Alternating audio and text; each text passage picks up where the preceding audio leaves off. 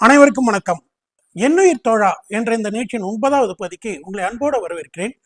இந்த நிகழ்ச்சியில இயக்குனர் பாரதி ராஜா அவர்களை பற்றியும் அவரும் இளையராஜாவும் இணைந்து பணியாற்றிய படங்கள் பற்றியும் அதில் இடம்பெற்ற பாடல்கள் பற்றியும் நம்ம பார்த்துட்டு வரோம். இந்த பதிவில் என்னென்ன பாடல்னு பார்க்கலாமா?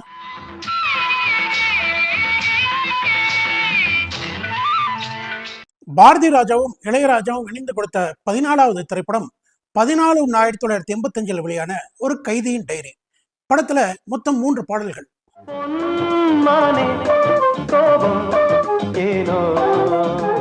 பாரதி ராஜாவும் கமலஹாசனும் சேர்ந்து டாப் டக்கர்னு ஒரு படத்தை எடுக்கிறாங்க. ஏறக்குறைய பாரதி ராஜா ஒரு 5000 அடி படத்தை எடுத்துடுறாரு.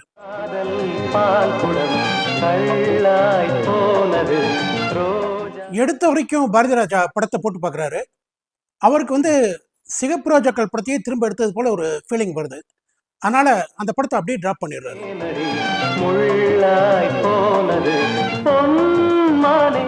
அதற்கு பிறகு கமலஹாசனோடு சேர்ந்து அவர் எடுத்த படம் தான் ஒரு கைதியின் டைரி.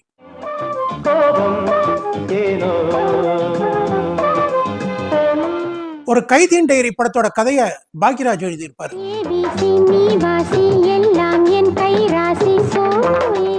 பாக்யராஜோட கதைக்கு திரைக்கதை அமைச்சு டைரக்ட் பண்ணாரு பாரதி ராஜா.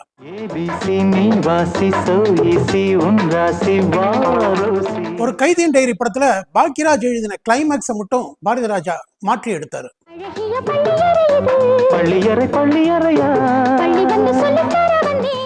ஆனா பாக்யராஜ் இந்த படத்தை ஹிந்தியில எடுத்த போது அவர் ஒரிஜினலா எழுதினபடியே அந்த கிளைமேக்ஸ் எடுத்தாரு.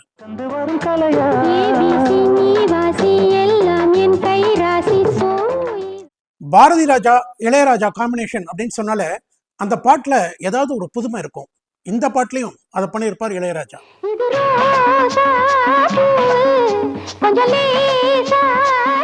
வெஸ்டர்ன் மியூசிக்க உரிமை இசையோடு கலந்து கொடுத்திருப்பார் இளையராஜா.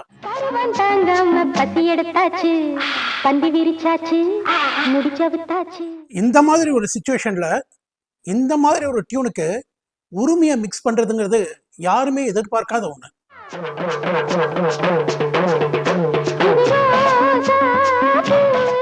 வாணி ஜெயராமும் கங்கை அமரனும் இந்த பாட்டை பாடியிருப்பாங்க.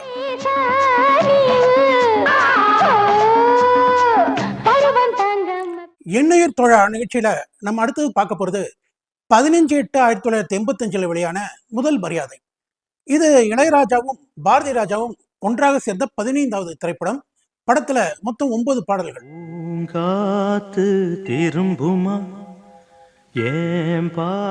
ஒரு ஆங்கில படம் மற்றும் எழுத்தாளர் ஜெயகாந்தன் அவர்கள் எழுதின சமூகமும் 4 பேருங்கிற நாவல்ல வரக்கூடிய ஒரு கதை. இது ரெண்டையும் வச்சுதான் பாரதி ராஜா முதல் மரியாதை படத்தை எடுத்தார்.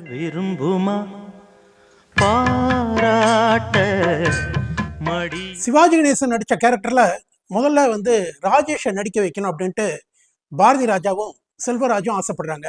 ஆனா டிஸ்ட்ரிபியூட்டர்ஸ் அதை ஒத்துக்கல.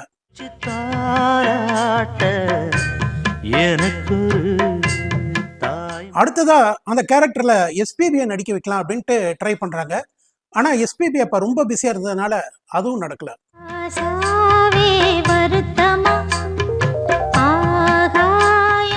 கடைசியாக முடிவு செய்யப்பட்டவர் தான் சிவாஜி கணேசன். அந்த நேரத்துல நடிகர் திலகத்துக்கு உடல்நிலை சரியில்லாம இருந்தது. இருந்தாலும் பாரதி ராஜா கேட்டுட்டாருன்ட்டு இந்த படத்தில் அவர் நடிச்சார்.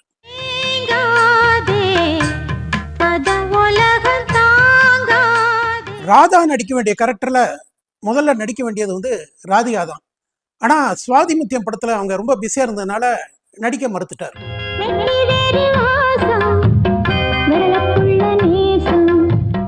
பாரதி ராஜா ஒரு பேட்டியில் என்ன சொன்னார் அப்படின்னா, குயில் கேரக்டருக்கு ராதிகா விட ராதா தான் பொருத்தமானவர். அந்த கலர் அந்த ஹைட் எல்லாமே ராதிகா விட ராதாக்கு பொருத்தமா இருந்தது அப்படின்னு சொன்னார்.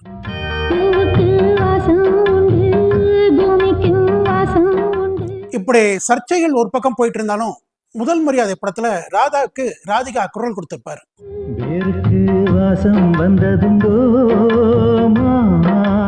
முதல் மரியாதை ராதா நடிச்ச 99வது படம்.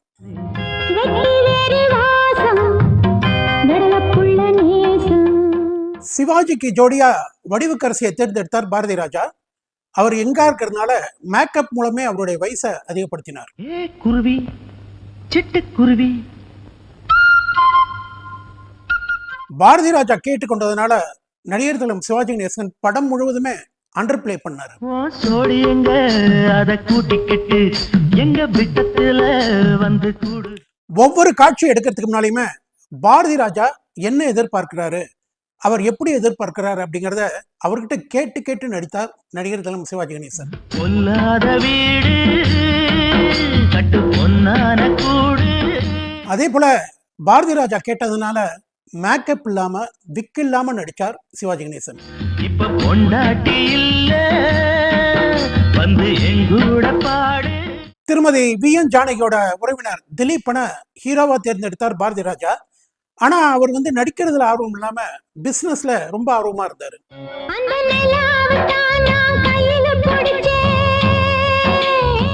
பாரதி ராஜா எம்ஜிஆரையும் வி.என். ஜானகியும் மீட் பண்ணி பேசி அவங்க கிட்ட பர்மிஷன் வாங்கிட்டு திலீப்பனை நடிக்க வச்சார். எங்க எங்க கொஞ்சம் நான் பார்க்கிறேன்.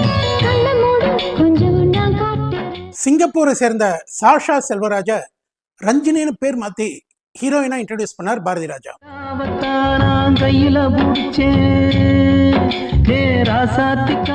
இந்த பதிவுல பாரதி ராஜாவும் இளையராஜாவும் இணைந்து கொடுத்த ஒரு கைதியின் டைரி படப்பாடல்களையும் முதல் மரியாதை படத்துல ஒரு சில பாடல்களையும் பார்த்தோம்.